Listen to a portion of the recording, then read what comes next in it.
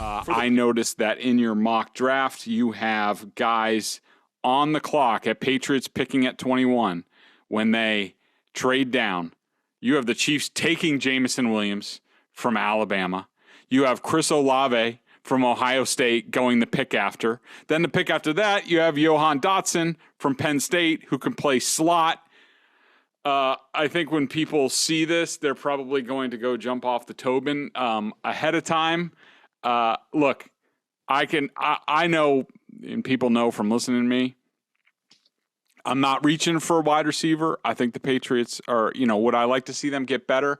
I just think you can do it later. Get somebody with some upside, some speed, a speed element, maybe a slot guy later on in the draft. All these drafts are deep in receivers. Just Belichick has to, decide to pick one once in a while, not like N'Keal Harry, but sort of what's your thinking about not taking a receiver, trading up for a receiver, or even taking one at 21 and letting the Chiefs get Jameson Williams, the Packers and Aaron Rodgers getting Chris Olave, and Kyler Murray getting Johan Dotson.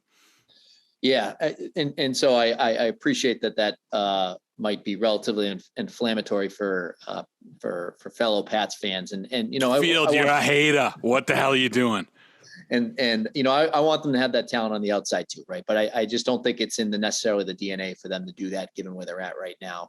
I think the one guy I would consider at 21, or they'll consider at 21, is Garrett Wilson if he was to fall. I don't expect him to be there. I think he's the best wide receiver in the draft. And maybe Drake London from USC, but he's more of a bigger guy, and we've all seen that script recently. So I think that I don't expect them to go wide receiver. I think that the guys that we talked about, if they fall, which has happened, right? They didn't expect when they were 21, they didn't expect Wilfork to be there, right? And they right. picked him and made a difference. So I think that there's a chance somebody falls that maybe we're not expecting. I don't love picking linebackers in the first round, but I think there's 2, maybe 3 that make the impact. That's why I referenced Lloyd, and I've talked about Dean in the past from Georgia.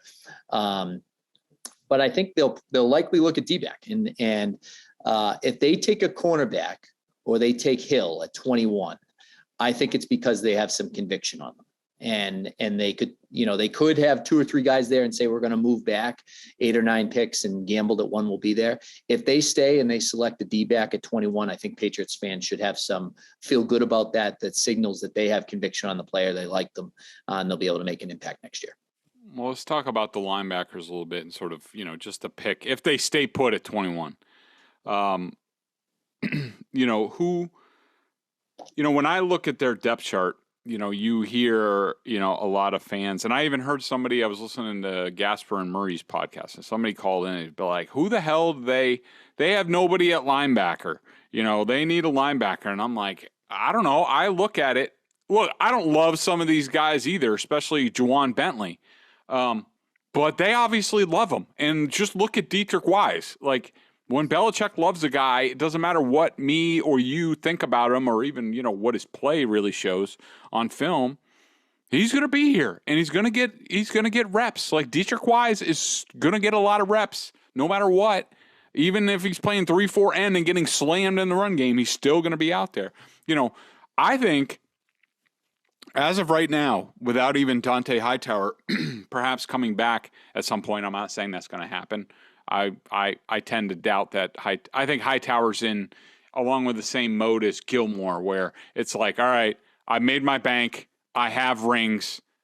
I ain't getting off the couch unless you're giving me like a real contract. Like, I'm not doing these per game roster bonuses, whatever. So we'll see what happens with Hightower. But to me, the Mack Wilson trade gave them one of their starting linebacker spots. And I'm talking about 2 inside guys and sort of the base. They'll likely go to 1 linebacker a lot of times, and having Jabril Peppers or Kyle Duggar or Phillips, one of their safeties in that role as well. But I think you have Juwan Bentley and Mack Wilson as the top 2 linebackers.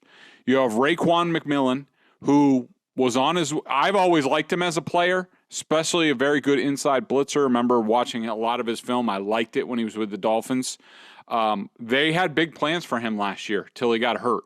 So I think he's going to get the opportunity to do that again. I think Cam McGrone a guy from Michigan, and hurt, two of Belichick's favorite things, was drafted in the 5th round, would have went a lot earlier. And to me, watching his film, you could see, hell, this kid can be a player. He can be a player very quickly. He's got some athletic ability and things like that. Matt Patricia loves Jelani Tavai, who he had in Detroit and brought here, and he got some reps last year. Harvey Langey's always been sort of a favorite around here, even when he went to the Jets. I thought his Jets film against the Patriots was excellent. And then Terez Hall is a guy who was stuck around.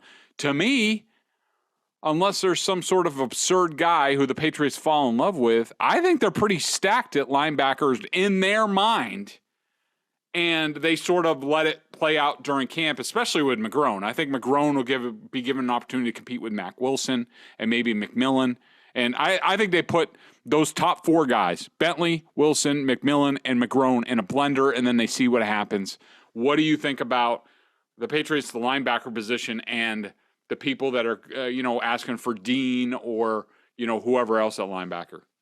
Yeah, I think we disagree there a little bit. I think that those guys are fine NFL players, right? Or hopefully. What do you think of McGrone? What do you think of McGrone coming out? He's a good athlete. He ran fast. He's going to be, the people that are asking for a little bit more speed. He's like 6'1", 235. He was good, showed good instincts at Michigan, but he missed, later part of his his last season there. And then they drafted him, obviously with the intention of him playing this year and being a guy that they could potentially slide in. But I don't think he's necessarily a difference maker. And I think about some of their best defenses. Even you can go back to Bill's days with the Giants, but just focusing on the run with the Patriots. They went from Bruschi to Gerard Mayo to Dante Hightower to then drafting Jamie Collins. So they clearly value somebody in the middle of that defense that can be a difference maker and rally, really be a leader of the defense. Mm-hmm. And I don't think they have that with any of the people that you ticked off. They don't necessarily have someone that is going to be a playmaker. They don't necessarily have someone that you're going to, look at and be like, that's the leader of the defense. And with Hightower, his future is a little bit unclear. The next evolution of that Patriots linebacker, I think, is potential opportunity to secure that in this draft. Who do you think fits the bill if they were going to pick a linebacker, whether it's at 21 or they trade down or what have you? Who among the linebackers do you think would be that kind of guy that you're talking about?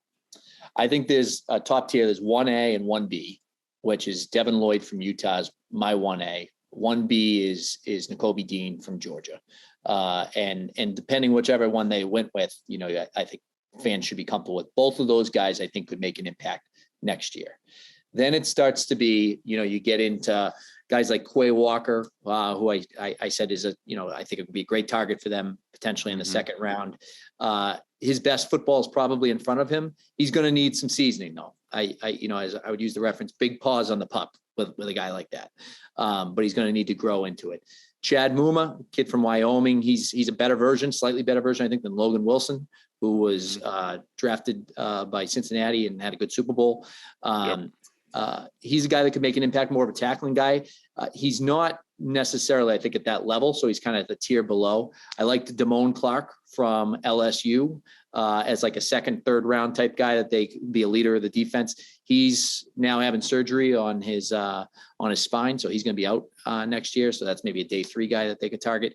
But it starts to become guys that are good, could play into the role, but aren't necessarily going to make an impact next year. And that's kind of the tiers I talk about. And so, there's a top 40 guy, you have to get Lloyd or Dean. Those where those guys will be selected for likely first round. Maybe Dean might slip into the second.